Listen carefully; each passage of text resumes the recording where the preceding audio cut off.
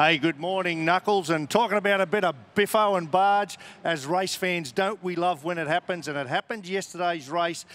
One of those little incidents I think is going to, well, it created conjecture, but I think we're going to be talking about it for a little while between two good mates, Will Davo and Jamie Whincup on the start. Let's just have a look at the start of this race. Now, I'm just going to pause it right there. What you need to know, right, Anton De Pasquale on pole. Jamie Whincup front row gets an ordinary start, or certainly beaten by Anton. Will Davo gets a pretty good start behind Anton here in third position. Now, as soon as Jamie realises he's lost the start, what he's got to do is quickly get to the left-hand side of the road, because he's already thinking up at turn 2, you've got to be on the inside there or you're gone. So he desperately needs to get across there. But have a look at the vigour. The yellow lines are the track proper. That's what the rules apply to. Now, let's just watch what happens here. When he goes, the vigour he applies here and chops Will off and pushes him right out over the line, for me, is quite extraordinary. It really is. Now, let's have a look at another angle. Watch Jamie. Here he comes across. Bang. Nearly pushes him into the wall. Now, first of all, in terms of rules in this regard, when it's off the start line, just like Formula One, they're the worst at it. And we love it. We don't want to mess with this. This is part of the game. When cars fan out off the start, the driving standards observer or officer, Craig Baird, he kind of lets a lot of that go, and he should do, because the start's just, that's kind of how it is, right?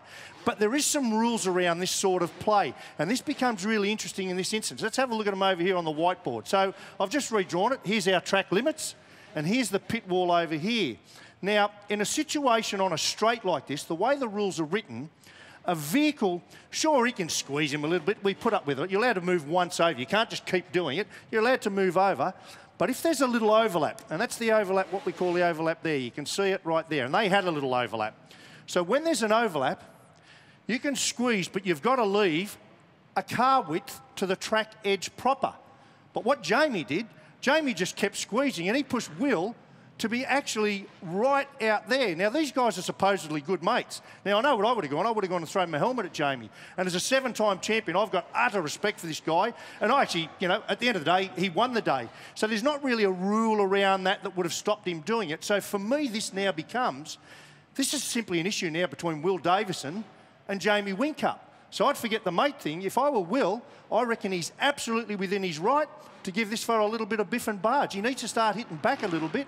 And I don't mean do something blatant that's going to get him in trouble, but little hip and shoulder. You imagine if that was Mark Scaife and that was Marcus Ambrose. I'll tell you what would have happened.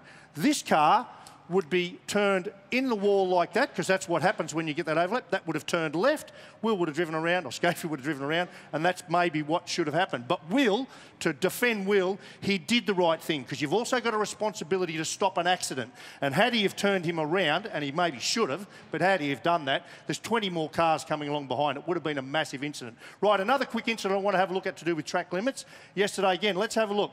Will Brown on Jamie Whincup. Here they come, round turn 5. This is really nice. Will gets a beautiful run through here, gets up some momentum, but look at this. He keeps going, and we'll slow it down and stop it a little bit further, right there.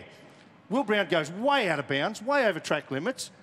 Jamie Whincup keeps his tyres on the line. Now, this allows him to go forward. If you have a look, let's watch what happens. He gets momentum by running wide there, gets momentum, and, well, we'll watch it again, gets momentum, and that allows him to sneak up the inside and affect the pass. Watch this.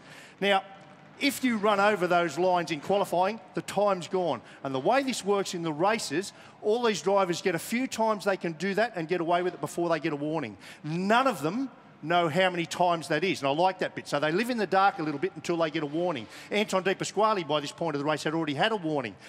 This guy, young Will Brown, knew that he'd not been warned. He knew he was keeping his nose clean, so he knew that he at least had some warnings up his sleeve, right? So that was clever to affect that move, not technically break the rule, but break it at the same time and get the job done.